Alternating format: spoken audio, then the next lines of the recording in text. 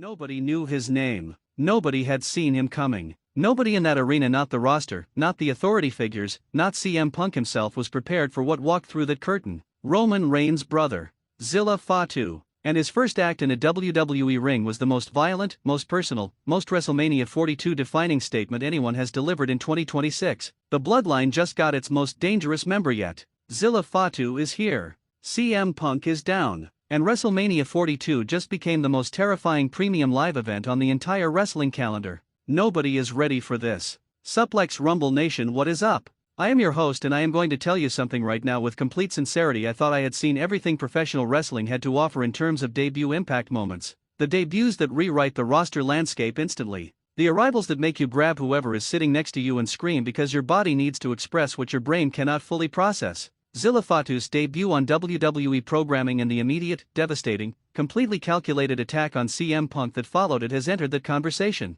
Immediately. Without qualification. Without the caveat of, let's see how they follow up. Because this debut was not just a moment. It was a declaration. A statement of intent from the Reigns family that WrestleMania 42 is not just Roman Reigns' event. It belongs to the entire Bloodline. And the best in the world just found out in the most physical, most personal, most impossible to ignore way available exactly what that means. Subscribe if you are new. Hit the notification bell. Drop a comment telling me one word your reaction when Zilla Fatu's music hit. Let's go into every extraordinary layer of this historic debut right now. Before we break down the attack. Before we unpack the WrestleMania implications. Before we talk about what CM Punk's world looks like now that this specific individual has entered it, we need to do full, proper justice to who Zilla Fatu is. Because this is not a name that arrived in WWE without history. This is not a debut without foundation. This is a story that has been building in the background of professional wrestling for years and has now arrived on the largest possible stage with everything that background has been building toward.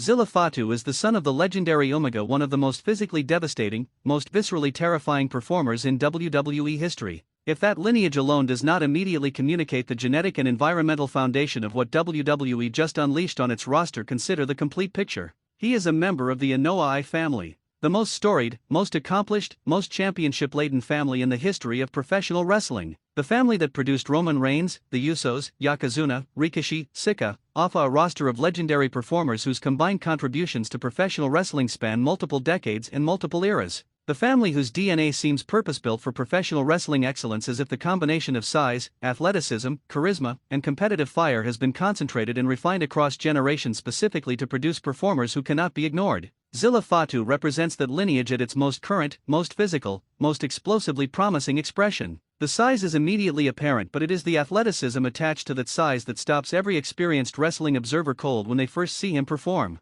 The combination of physical dimensions and movement capability that he possesses should not be possible. It contradicts the usual rules about what bodies of certain sizes can do. His training, informed by the family legacy, refined in the independent and developmental circuits, shaped by the specific preparation of someone who knew from a very young age that professional wrestling was his destiny, has produced a performer who arrived in WWE not as a prospect but as a finished product, a weapon with no safety engaged, pointed directly at the most significant target available. That target was CM Punk. And the choice of first victim tells us everything about the purpose of this debut. The timing of Zilla Fatu's debut, specifically the choice to introduce him to WWE programming in the weeks immediately preceding WrestleMania 42, is not accidental. Nothing in Roman Reigns' world is accidental. And the arrival of a family member with this specific physical profile at this specific moment in the WrestleMania season tells us exactly what the tribal chief has been constructing. Roman Reigns heading into WrestleMania 42 is operating in a multi-front environment. The Seth Rollins reunion and the complicated, ongoing, deeply layered implications of that alliance represents one dimension of his current chapter.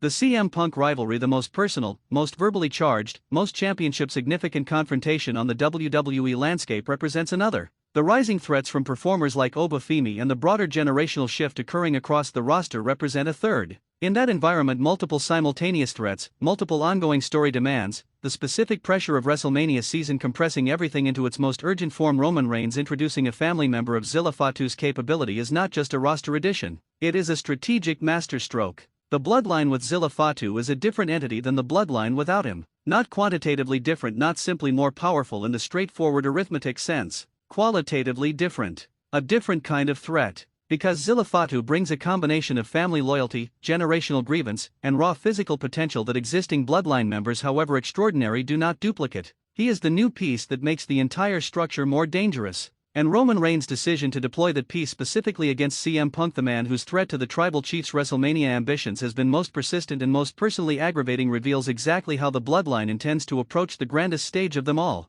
Let's reconstruct the debut moment itself, because how Zilla Fatu arrived matters as much as the fact that he arrived. And the specific execution of this debut was crafted with the understanding that first impressions in professional wrestling are permanent. The context was a CM Punk segment that had been building throughout the Raw broadcast with the specific energy that always precedes a Punk main event moment. The best in the world had been in a particularly sharp, particularly focused state throughout the evening, his attention directed at Roman Reigns and the Bloodline with the concentrated intensity of a man who has identified his WrestleMania destination and is clearing every obstacle between himself and it with characteristic directness. The segment itself, Punk in the ring, microphone in hand, delivering the kind of promo that makes the entire arena lean forward, had reached its peak. The crowd was completely invested. The production team was operating at broadcast maximum. And the arena had the specific, electric quality of a Monday Night Raw that knows it is in the middle of something significant. Then, without warning, without the traditional WWE debut architecture of building vignettes and weeks of teaser packages, music hit that nobody in that arena had heard before.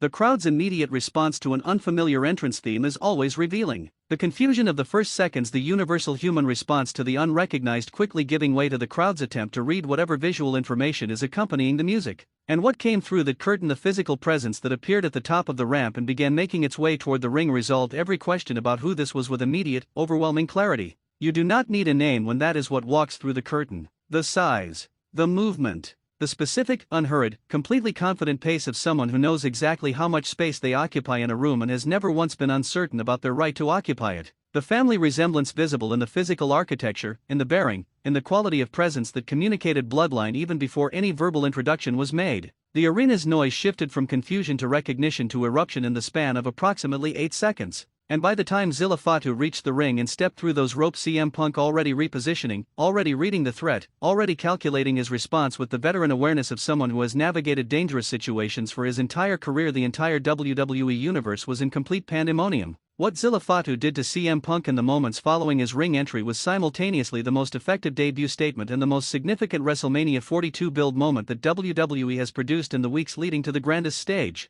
CM Punk did not wait passively. The best in the world does not wait passively for anything. It is fundamentally contrary to his competitive character. He engaged. He brought the specific, veteran-informed physicality of someone who has fought the most dangerous people professional wrestling has offered across his entire career and survived every one of those encounters through a combination of technique, toughness, and the specific mental fortitude of someone whose will to compete exceeds almost anyone else's in this sport. What he discovered in those opening exchanges, what the entire WWE universe discovered simultaneously, is that Zilla Fatu operates in a physical category that veteran experience and competitive toughness, as extraordinary as Punk's versions of both,